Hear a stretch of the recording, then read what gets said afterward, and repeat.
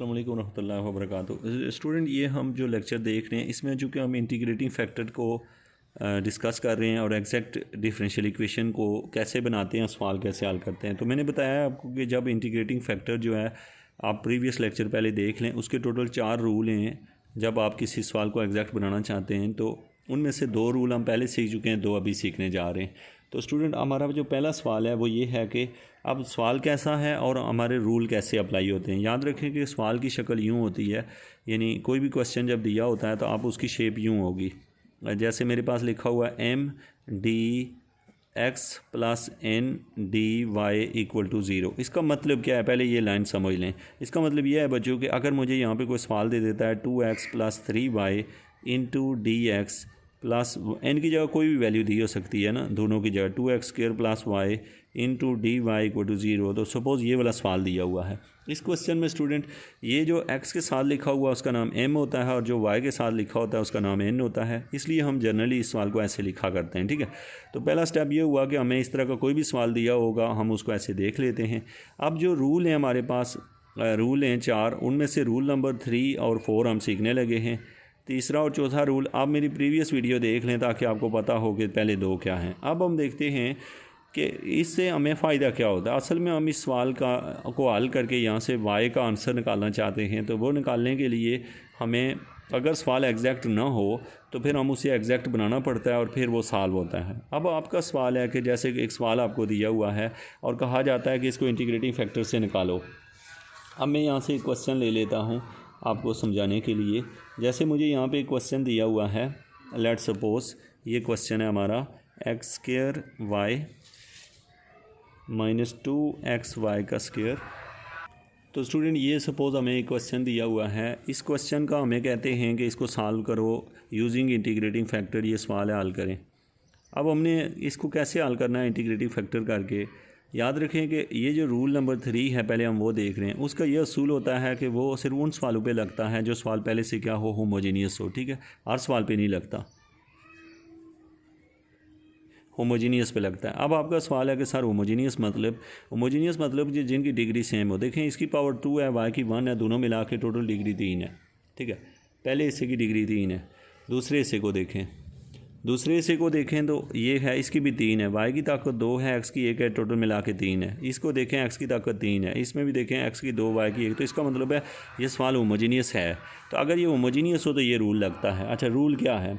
Rule ये है, 2 कंडीशनें हों। नंबर 1 है अगर होमोजीनियस भी हो, और दूसरे नंबर पे ये वाली कंडीशन भी सेटिस्फाई करे। क्या कि हमने x से मल्टीप्लाई करना होता है m को और y को मल्टीप्लाई करना होता है n से, और अगर उसका आंसर जो है, जो भी आए, वो अगर 0 ना हो तो फिर ये रूल लगता है। अब आपसे को पूछता है कि रूल नंबर 3 कब लगता है। आप कहते हैं सवाल को देख के अगर वो सवाल होमोजीनियस हो और साथ में ये वाली कंडीशन सेटिस्फाई करे तो फिर ये रूल लगता है। अब हम आते हैं, चलें ठीक है, ये कंडीशन लगा के देखते हैं कैसे। सवाल के स्टेप्स क्या होते हैं।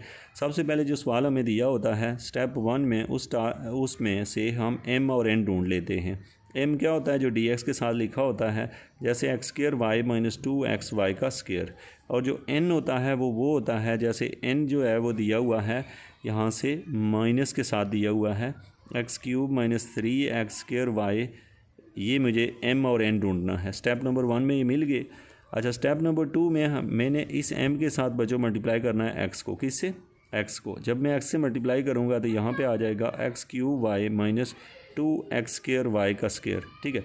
और ये जो n है, मैंने इसको मल्टीप्लाई करना है y से, ठीक है। इसको मैंने y से मल्टीप्लाई किया तो ये आ जाएगा minus x cube y minus 3x square y square. तो अब आप समझ आ रहे हैं कि मैंने किया क्या है। मैंने इस रूल के मुताबिक m को x से मल्टीप्लाई कर दिया और n को y से मल्टीप्लाई कर दिया। अब हमने करना क्या है, अब हमें है कि इन दोनों को ऐड करो, और ऐड करते हैं एक्स एम को वाई एन में अगर ऐड करें तो ये दोनों आपस में ऐड होंगे तो ऐसे आ जाएंगे, x cube y minus 2x square y square, और ये आ जाएगा माइनस एक्स क्यूब वाई, और ये अंदर जाके प्लस हो जाएगा plus 3x square y square. तो ये जब बना है तो अब आप नोट करें कि ये वाली टर्म इससे कैंसिल हो जाएगी और ये दोनों आपस में सिंप्लीफाई होके ये 3 में से ये निकलेगा तो just x square y square रह जाएगा। क्या रह गया? एक्स स्क्वायर और वाई स्क्वायर रह गया। क्यों रह गया? क्योंकि आपको पता है 3 में से ये 2 निकले, दोनों के जो वेरिएबल्स हैं सेम है, इस वजह से हमने, तो इससे ये आंसर निकला और ये आंसर जो है वो ज़ीरो नहीं आया है। क्या है? ज़ीरो नहीं आया। इसका मतलब है ये रूल पास हो गया है, ये रूल लग रहा है इस सवाल के ऊपर। ओके, जब रूल लग जाता है हमारे पास तो फिर हम ये करते हैं स्टूडेंट कि अब हम इंटीग्रेटिंग फैक्टर क्या होता है वो उसको हमने म्यू से लिखना होता है, और वो पिछले सवाल में आपने देखा मैंने उसे म्यू लिखा है। आप कुछ और भी इसे लिख सकते हैं, इसको जस्ट नोटेशन के तौर पे। तो म्यू इज़ इक्वल टू, इसको उल्टा कर दें तो ये जो होता है इसको कहते हैं इंटीग्रेटिंग फैक्टर। ठीक है, तो ये आपको क्या हुआ? इंटीग्रेटिंग फैक्टर मिल गया है। तो ये प्रोसेस है रूल नंबर 3 के मुताबिक इंटीग्रेटिंग फैक्टर। लेकिन रूल नंबर 3 के असूल जो मैं आपको बता चुका हूँ कि पहले ये देखना होता है कि क्या एम, ये जो दी हुई कीमतें हैं ये होमोजीनियस हैं भी कि नहीं। अगर सवाल होमोजीनियस ना हो तो ये रूल लगता ही नहीं है। ये सवाल देख के पता चल जाता है कि रूल, पहली कंडीशन ये। दूसरी कंडीशन होती है कि पहले को एक्स से और दूसरे को वाई से मल्टीप्लाई करें, आपस में ऐड करें, ज़ीरो नहीं आना चाहिए। अगर इन दोनों रूल में से कोई एक भी वजूद ना हो तो उस सवाल के ऊपर ये दोनों कंडीशन ना हो, सेटिस्फाई हों, तो फिर इंटीग्रेटिंग फैक्टर नहीं निकलता। ऐसा क्यों करते हैं? क्योंकि हमें पता है अगर इसका आंसर ज़ीरो आ जाए तो 1/0 इन्फिनिटी होता है, जिसकी वजह से हम कहते हैं ये रूल फेल हो जाता है। अब ठीक है जी, हमें क्या मिल गया है? इंटीग्रेटिंग फैक्टर मिल गया है। अब अगला स्टेप क्या होता है? आपने स्टेप 1 देख लिया, ये जो स्टेप है इसको 2 कह दें, जिसमें आपने क्या किया जी, आपने ये निकाल लिया, इंटीग्रेटिंग फैक्टर निकाल लिया। अब स्टेप नंबर तीसरे स्टेप में आप ये कर लें कि इंटीग्रेटिंग फैक्टर को सवाल से मल्टीप्लाई करना होता है। और ये चारों रूल्स में यही होता है, जब भी इंटीग्रेटिंग फैक्टर निकले उसको सवाल से मल्टीप्लाई करना होता है। आप कहीं भी कोई भी डिफरेंशियल इक्वेशन हल करें, चाहे किसी भी रूल से इंटीग्रेटिंग फैक्टर निकले, वो सवाल से मल्टीप्लाई करना होता है। अच्छा, मल्टीप्लाई कर देते हैं।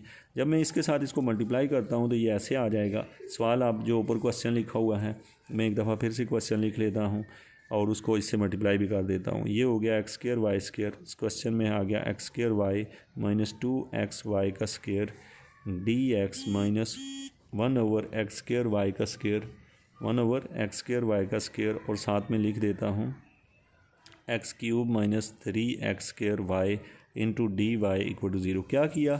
ये जो ऊपर मुझे सवाल दिया हुआ था, इस सवाल के साथ यहाँ भी इंटीग्रेटिंग फैक्टर मल्टीप्लाई किया, यहाँ भी किया, और उधर ज़ीरो के साथ भी करूँगा वो ज़ीरो हो जाएगा, इसलिए नहीं लिखा है।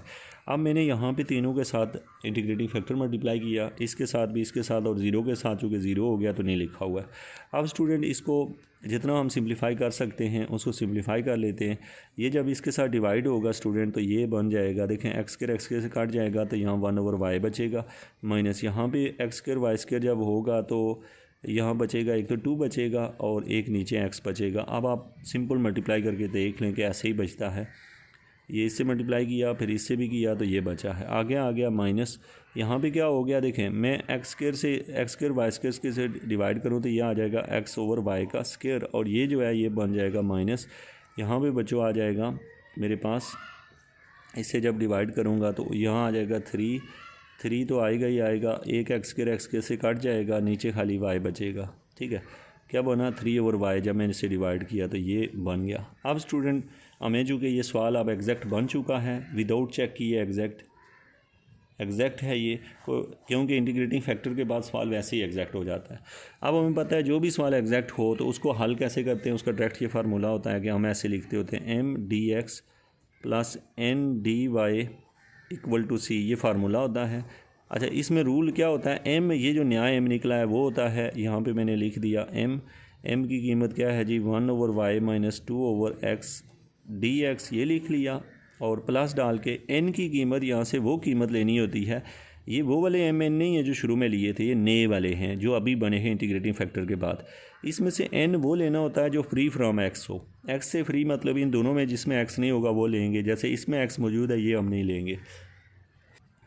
अब अगर सपोज़ इसके पास भी x ना होता तो फिर दोनों ही ले लेते। तो ये यहाँ से मैंने कीमत रख ली है जो मेरे पास आई है, वो बनी है बच्चों, ये माइनस उससे मल्टीप्लाई हो गया, ये बनेगा 3/y dy equal to c। ये फार्मूले में पुट किया, यहाँ से पुट कर दिया 3/y, ये माइनस और ये माइनस प्लस है, इस वजह से ऐसे कर दिया। ठीक है, अब आपने सवाल को इंटीग्रेट करना है, इसको विद रिस्पेक्ट टू x करें तो 1/y कांस्टेंट है, तो 1/y तो हो गया कांस्टेंट, तो पीछे बचेगा 1 की इंटीग्रेशन हो जाएगी x, माइनस इसमें क्या होगा? 2 तो कांस्टेंट है, 1/x की इंटीग्रेशन क्या होती है? Natural log of x. इसकी क्या इंटीग्रेशन हुई, natural log of x plus, इसमें हमें पता है 3 कांस्टेंट और वाई की इंटीग्रेशन हो जाएगी natural log of y equal to c. तो ये हमारे पास इसका आंसर आ गया। अब ऐसे भी कर सकते हैं कि वाई से इस सारी इक्वेशन को मल्टीप्लाई कर लें तो फिर भी आपका आंसर वो भी ठीक होगा, ये भी ठीक होगा। तो ये है रूल नंबर 3 से हम सवाल कैसे सॉल्व करते हैं। तो स्टूडेंट नेक्स्ट वीडियो में इसके तीसरे पार्ट में हम देखते हैं रूल नंबर 4 जो होता है इंटीग्रेटिंग फैक्टर निकालने का, वो क्या होता है, सवाल को कैसे सॉल्व किया जाता है, हम वो भी यहाँ से देख लेते हैं। Thank you so much.